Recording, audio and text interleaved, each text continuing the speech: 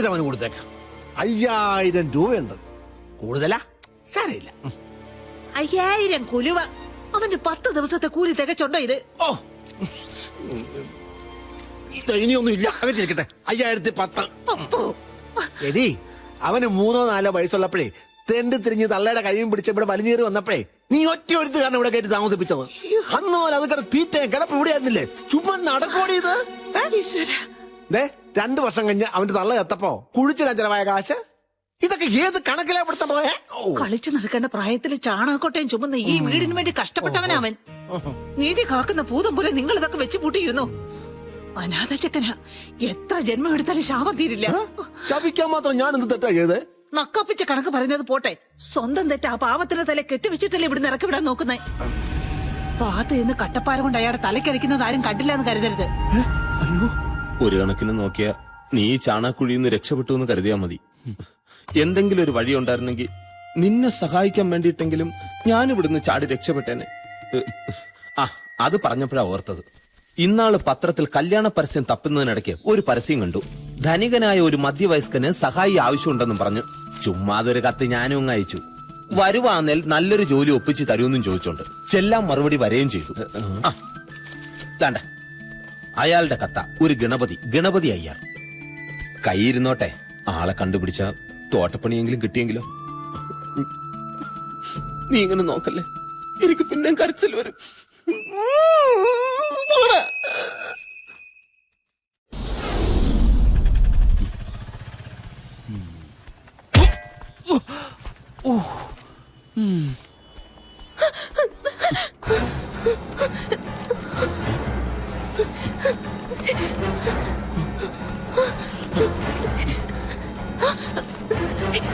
Please എന്നെ രക്ഷിക്കണം. ഇത് തട്ടിയെടുക്കാൻ വേണ്ടിട്ട് കുറെ പേര് എന്റെ പിന്നാലെ വരുന്നുണ്ട്. സോ പ്ലീസ് ഒരു മിനിറ്റ് വെച്ചാൽ മതി. പിടിച്ചു പറക്കായി പോയി കഴിഞ്ഞാൽ വന്ന് വാങ്ങിച്ചോളാം. Okay?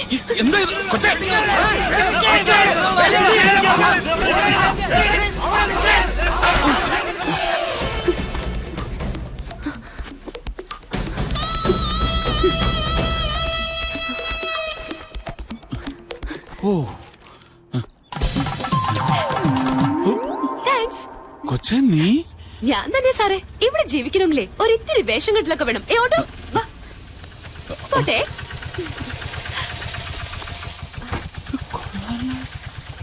By. See you. Bye.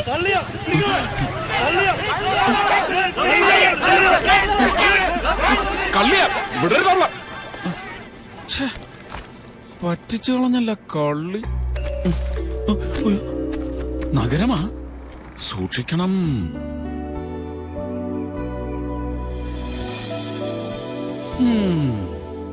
ഇത് വീടൊന്നുമല്ല, കൊട്ടാരം. ആരാ? ഞാനോ? ആ, ഇവിടുത്തെ സാറ് കത്തയച്ചിട്ട് വന്നതാ.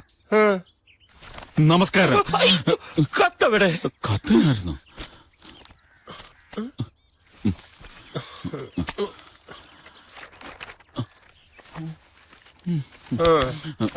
പോയോ?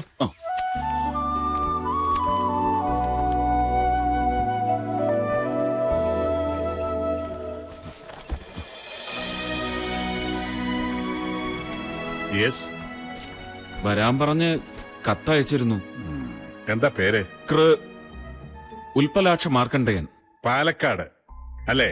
അതെ. ഏതുവരെ പഠിച്ചു? 5ാം ക്ലാസ്. ആഹാ. വലിയ പഠിപ്പിനൊക്കെ പോയാ ഭയങ്കര പ്രശ്ന. അതുകൊണ്ട് വീട്ടിലെ കാര്യങ്ങൾ നോക്കി നിന്നാ മതിയെന്ന് അച്ഛൻ പറഞ്ഞു. അച്ഛൻ എന്ന് പറയുമ്പോ വളർത്തച്ഛൻ. ഓ, എന്തൊക്കെ പണി അറിയാം? ഇന്നതൊന്നൊന്നുമില്ല, എന്തും ചെയ്യും. എനിക്ക് വേണ്ടത് ഓൾ ഇൻ ഓൾ ആയിട്ടൊരാളെയാ. അത്യാവശ്യം ബാങ്കിൽ പോക്ക്, എന്റെ കാര്യങ്ങളൊക്കെ നോക്കുക. സമ്മതാണോ? സമ്മത. ആഹാരം സമയാസമയങ്ങളിൽ ഹോട്ടലുകാരിവിടെ എത്തിക്കും. വെജിറ്റേറിയൻ മാത്രമേ ഉണ്ടാവൂ. മത്സ്യമാംസാദികൾ ഇതിനകത്ത് കയറ്റാൻ പാടില്ല. അതെനിക്ക് നിർബന്ധമാണ്. രാവിലെ ഒരു സ്ത്രീ വന്ന് വീട് മുഴുവൻ വൃത്തിയാക്കും. പിന്നെ ഒരു വിസിറ്റർ എന്ന് പറയാൻ ഡോക്ടർ കോശി, അയാൾ എന്റെ പേഴ്സണൽ ഡോക്ടറാണ്. അത്രേ ഉള്ളൂ. അല്ല, എന്താ പേര് പറഞ്ഞേ? മാർക്കണ്ഡയൻ. നിങ്ങൾ എന്താ ശമ്പളം പ്രതീക്ഷിക്കുന്നേ? ഒരു മാസം 15 രൂപയായാലോ? എടോ, 15,000 രൂപ തുടക്കത്തിൽ അത്രേ തരാൻ പറ്റുള്ളൂ. പിന്നെ തന്റെ പെർഫോമൻസ് കണ്ടിട്ട് എന്താന്നാ വെച്ചാ കൂട്ടിത്തരാം. മതി. All right. ആ, കിടപ്പ് ഉറക്കമൊക്കെ മോളത്തെ മുറിയില്. എ സി കേടായി കിടക്കുക. 2 ദിവസത്തിനോട് നന്നാക്കി തരാം. പിന്നെ എ സി ശരിയായി വന്നാൽ ജനലിന്റെ കുറ്റി ഒന്നും ഇടാൻ മറക്കരുത്. അതെനിക്കറിയാം. എ സി ഇട്ട് വാതിലും ജനലും തുറന്നിട്ടാ തണുത്ത് വിറങ്ങല് ചാള് പടിയായി പോവും. അതെനിക്കറിയാം.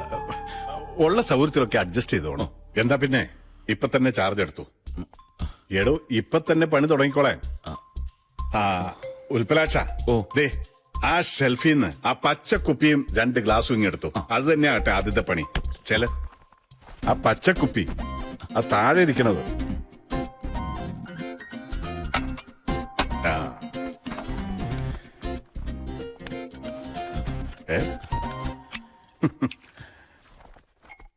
ഇരിക്കടോ. ഞാനിവിടെ നിന്നോളാം. എടോ ഇരിക്കാൻ. വെള്ളം ഒഴിക്കണോ? വെള്ളം ഒഴിക്കണോ?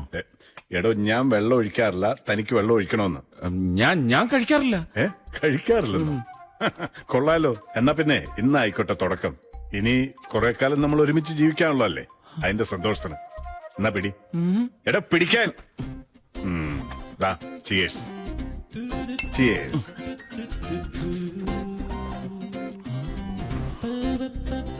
ഞാൻ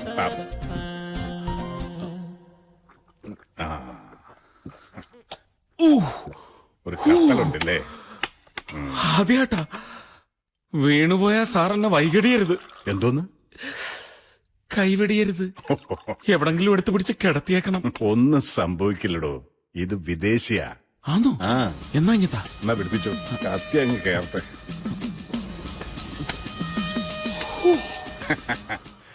ഇപ്പൊ എങ്ങനെയുണ്ട്? വിദേശി അടിപൊളിയാ. അതാണ് ഇവന്റെ ഒരു മെച്ചം. മൊത്തത്തിലൊരു ഉന്മേഷ. ടെൻഷനെല്ലാം അങ്ങ് പോവും, മനസ്സിലുള്ളതെല്ലാം പുറത്തേക്ക് വരും. എന്താ ശരിയല്ലേ? ഉള്ളത് മനസ്സിനുള്ളിൽ എന്തൊക്കെയോ പുറത്തേക്ക് വരുന്നത് പോലെ. അതിനി വാള് വെക്കാനാണോ? ഏയ്, തൊട്ട് വെക്കാൻ എന്തെങ്കിലും ഉണ്ടായിരുന്നെങ്കിൽ. ഉണ്ടല്ലോ. എന്തോന്ന്? എന്റെ കയ്യിലുണ്ട്. പൽപ്പൊടി. ഒരു പുകച്ചിൽ കിട്ടും. ലേശേ ഉള്ളു. സാർ തൊട്ടോ, ഞാൻ വേറെ വാങ്ങിച്ചോളാം. എനിക്കൊന്നും വേണ്ട. വേണ്ടെങ്കി വേണ്ട. സാറിന്റെ കപ്പാസിറ്റി എങ്ങനെ? ചെറിയ ഒരു ഫിറ്റ് ഉണ്ട് ഗണപതി സാറിന്. സാരമില്ല, ഞാൻ ഒരെണ്ണം കൂടി തരാം. അതുകൊണ്ടങ്ങ് കിണ്ടി ആക്കിക്കോണം. പിന്നെ ഒരു തുള്ളി ഞാൻ തരത്തില്ല. വലിച്ചു, ഒറ്റ വലിക്കങ്ങ് വലിച്ചു.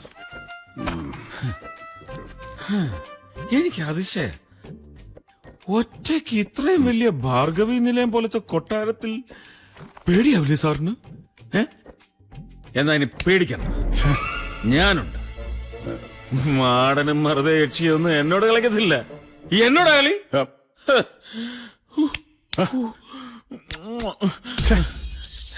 എന്റെ പൊന്ന് സാറേ, സാറിന്റെ കൂടെ ഇവിടെ ജോലി ചെയ്യാന്ന് പറഞ്ഞ എനിക്ക് സ്വപ്നം കാണുന്ന പോലുണ്ട്. സ്വപ്നല്ല, ഇത് യാഥാർത്ഥ്യം. മാർക്കണ്ടേയനോ?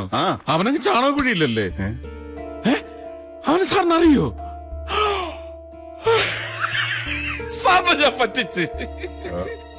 ഒരു സത്യം പറയട്ടെ, ഒരു കള്ളം ഞാൻ സാറിനോട് പറഞ്ഞിട്ടുണ്ട്. ഉൽപ്പലാക്ഷ മാർക്കണ്ടേയൻ ഞാനല്ല, സാറിന് ഞാൻ പറ്റിച്ചതാ. ഞാൻ കൃഷ്ണൻ, ഉണ്ണികൃഷ്ണൻ, മറ്റവന്റെ ചെങ്ങാതിയാ. അവനാ സാറിന് കത്തയച്ചത്. ഞാൻ ആൾമാറാട്ടം നടത്തി വന്നതാ. ലോകത്താദ്യമായിട്ടൊരാളെ പറ്റിച്ചത് ഞാൻ സാറിനെ. എന്ന് വെച്ച് സാറ് വിഷമിക്കണ്ട. സാറിന്റെ കാര്യം ഞാനേറ്റ്. സാറിന്റെ കാര്യം ഞാനേറ്റ്. ഒരെണ്ണം കൂടി ഒഴിക്കാനാണോ? എഴുതേക്കടാ. ഓ, കാല് കുഴയുന്നുണ്ടോന്നറിയാനാ. നോക്ക്, ശരിയല്ലേ? എടാ ഇറങ്ങിപ്പോൻ.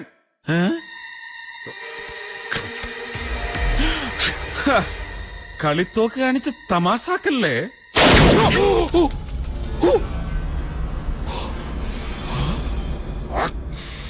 താൻ എന്തോന്നാണോ കരുതിയേ? കാലിന് സുഖമില്ലാത്ത ഒറ്റത്തടിയനായ എന്നെ കബളിപ്പിച്ചെന്റെ സ്വത്തെല്ലാം തട്ടിയെടുക്കാമെന്നോ? ഇടാ, നിന്നെ പോലെയുള്ള തെമ്മാടികളെയും ഫ്രോഡുകളെയും ഞാൻ ഒരുപാട് കണ്ടിട്ടുണ്ട്. 5 ചില്ലിക്കാശിനു വേണ്ടി കൊല ചെയ്യാൻ മടിക്കാത്ത മൃഗങ്ങൾ. അവർക്ക് വേണ്ടിയിട്ടാടാ ഞാൻ ഇത് കരുതിയിരിക്കുന്നത്. Now you get lost. ഇറങ്ങി പോകാം. ഔട്ട്.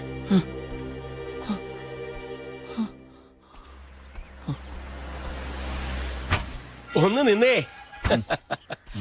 137-ാമത്തെ ആളാ താൻ. ഔട്ട്